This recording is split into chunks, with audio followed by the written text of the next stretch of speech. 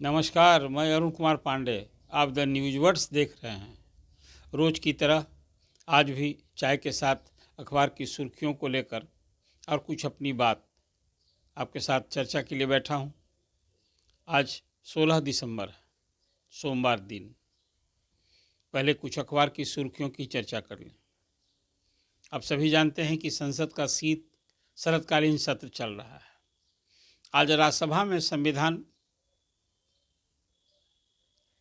के 75 साल की गौरवशाली यात्रा पर चर्चा होनी है।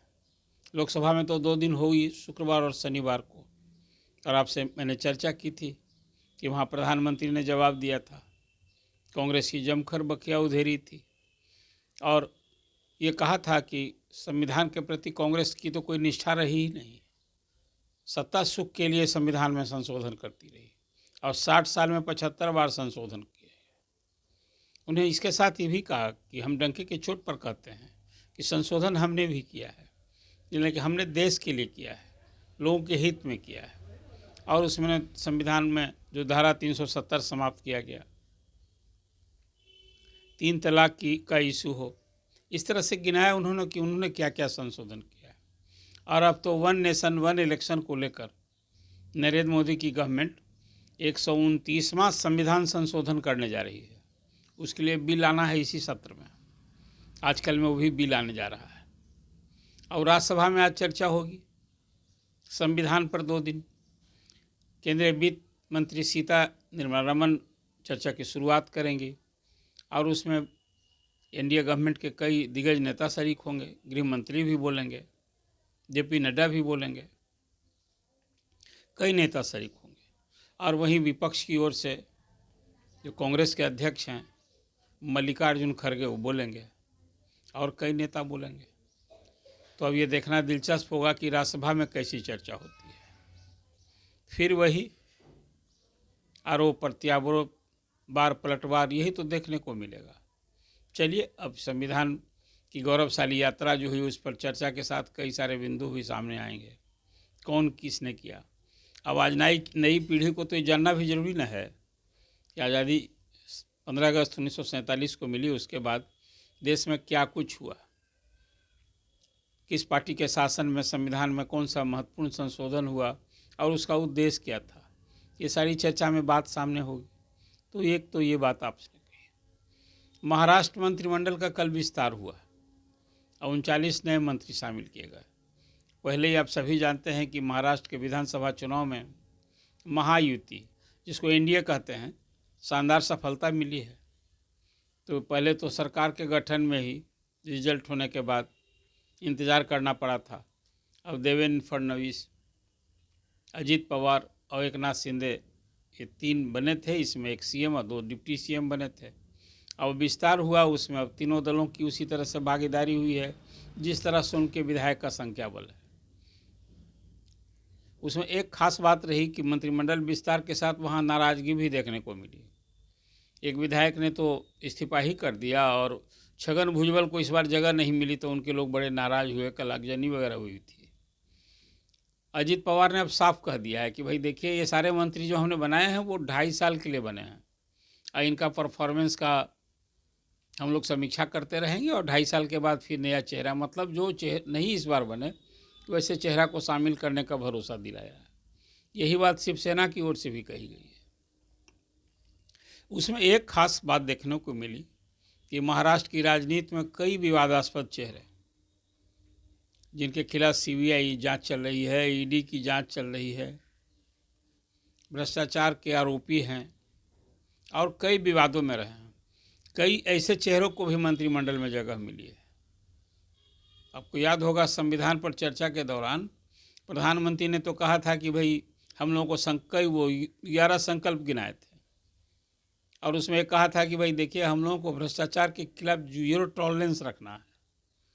लेकिन अब एनडीए की सरकार बनी महाराष्ट्र में, वहाँ तो जो जिसकी मैंने आपसे चर्चा की कि वहाँ तो एनडीए के लिए भ्रष्टाचार शिष्टाचार हो गया। अजीत पवार भी तो पहले बड़े विवाद में थे, उन पर भी वहाँ कोऑपरेटिव बैंक के अध्यक्ष रहते और क्या क्या घोटाला की चर्चा हुई थी कि 35,000 करोड़ का घोटाला किया है उन्होंने। ये भाजपा भी ये आरोप करती रही थी। कई ऐसे मंत्री शामिल हुए जिनको मंत्रिमंडल में शामिल करने के खिलाफ भाजपा आवाज़ बुलंद करती रही, लेकिन अब वो मंत्री बन ना गए हैं। ये गठबंधन में जो व्यवस्था होती है ना समझौता करने की, वो कल देखने को मिला वहाँ। खैर अब विभाग बटेंगे 2-3 दिन में, अब सरकार चलेगी, लेकिन कुल मिला जुला कर वहाँ परिवारवाद भी देखने को मिला। तो राजनीति से परिवारवाद से की मुक्ति के लिए भी प्रधानमंत्री ने आह्वान किया था, तो वहाँ परिवारवाद भी की झलक देखने को मिली। एक परिवार से 2 मुंडे भी शामिल हुए हैं। पंकजा मुंडे भी मंत्री बनी हैं और एक उनका चचेरे भाई भी मंत्री बने हैं, एक बीजेपी से और दूसरे एनसीपी से। तो खैर चलिए, ये तो रही बात कि कहने के लिए राजनीति में परिवारवाद, भ्रष्टाचार, ये सब पर हमला होता है, वार पलटवार होता है, लेकिन खुद जब उसको व्यवहार में लाने की बात होती है ना, तो कहाँ उससे परहेज कर पाते हैं। अब कुछ बिहार की चर्चा करें। आज अखबार की सुर्खियों में है, देखिए बिहार में 2 क्षेत्रीय ग्रामीण बैंक है ना, उत्तर बिहार क्षेत्रीय ग्रामीण बैंक और दक्षिण बिहार क्षेत्रीय बैंक। पिछले दिनों केंद्रीय वित्त मंत्री बिहार आई थी, यहाँ कई राज्यों के साथ बैठक हुई थी और ग्रामीण बैंकों को मजबूती देने पर यह चर्चा हुई थी। कई ग्रामीण बैंक घाटे में चल रहे हैं, तो एक बड़ा फैसला हुआ है बिहार में को लेकर। ये दोनों जो ग्रामीण बैंक है, ये दोनों का स्पॉन्सर बैंक तो अलग अलग ना है, तो उस दोनों को मिलाकर एक अब नया नाम होगा बिहार ग्रामीण बैंक। इस से की एक आज खबर छपी है। जो उसके ग्राहक हैं, जो कस्टमर हैं, जो खाताधारी हैं, उनको कोई असुविधा नहीं होगी, लेकिन बैंकों के कामकाज में सुधार होगा और जैसे और नेशनलाइज बैंकों के काम होते हैं उस तरह से वहाँ भी हुआ करेगा। तो एक आपके लिए खबर है। आप सभी जानते हैं कि 13 तारीख को बीपीएससी की परीक्षा हुई थी। अब पूरे बिहार में 912 केंद्रों में परीक्षा ली गई। कोई 4,80,000 आवेदन दिए गए थे, 3.25 लाख उसमें परीक्षार्थी शामिल हुए। लेकिन पटना में ही एक सेंटर पर, जहां 12,000 परीक्षार्थियों के बैठने के लिए एग्जामिनेशन हॉल बना हुआ है, बिहार स्कूल एग्जामिनेशन बोर्ड ने बनाया है, वहाँ एक सेंटर पर बहुत हंगामा हो गया था। और उस हंगामा में क्वेश्चन फाड़ने के बाद, बाहर आके बाद कहा गया कि क्वेश्चन लीक हो गया है, वायरल किया गया, बड़ी हंगामा हुआ था। उसी हंगामे के दौरान पटना के डीएम ने एक युवक को थप्पड़ जड़ दी थी। अब ये सब अलग इशू है, लेकिन आज बीपीएससी की बैठक हो रही है उसी को लेकर के। अब पटना डीएम ने रिपोर्ट की है, उस रिपोर्ट को ध्यान में रख करके उनका कहना है कि कुछ उपद्रवी तत्वों ने परीक्षा में परीक्षार्थी बनकर आए और हंगामा करना उनका ध्येय था कि ताकि पूरे ये इस बिहार में जो बीपीएससी की परीक्षा हुई है इसकी पवित्रता नष्ट की जाए। और जो पूरे बिहार में सभी 911 केंद्रों में शांतिपूर्ण परीक्षा हो गई थी और उसी केंद्र में 5,500 परीक्षार्थी ने परीक्षा भी दी थी, लेकिन 100-200 की संख्या में पहले तो सेंटर के अंदर हंगामा किया गया, फिर बाद में हंगामा हुआ था। तो आज बीपीएससी की बैठक होने जा रही है, जैसा चेयरमैन की अध्यक्षता में, और उसमें ऐसे उपद्रवी जो छात्र अभ्यर्थी थे, अब सब जगह तो कैमरा लगा था ना, वीडियो कैमरा, सबकी पहचान की गई है। अब मुझे लगता है कि वैसे तो कुछ केस भी हुआ है थाने में, और ऐसे जो अभ्यर्थी थे उनकी पहचान वीडियो से करके उनके खिलाफ अब परीक्षा से वंचित करने का ये सब कुछ फैसला ले सकता है आयोग। तो आज उसका इंतज़ार कीजिए कि आज क्या होता है। तो ये एक आज अखबार की सुर्खियाँ थी। फिर एक खबर थी जो बिहार से जुड़ी है, उसकी भी चर्चा करना मुनासिब होगा। आप जानते हैं कि समस्तीपुर के रहने वाले एक अभियंता, अब उसके परिवार में जो कुछ हुआ था वो आप सभी जानते हैं।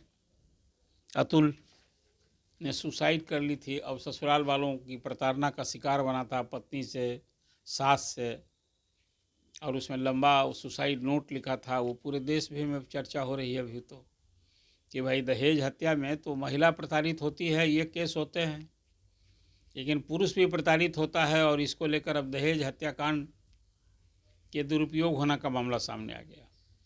इस तरह की एक और घटना दूसरे दिन भी सामने आई थी, जिसमें एक परिवार के 3 लोगों ने आत्महत्या कर ली थी। अब उस केस में पुलिस ने बड़ी कठोरता से कार्रवाई की है। कल अतुल की पत्नी निकिता, सास और साला गिरफ्तार किया गया है।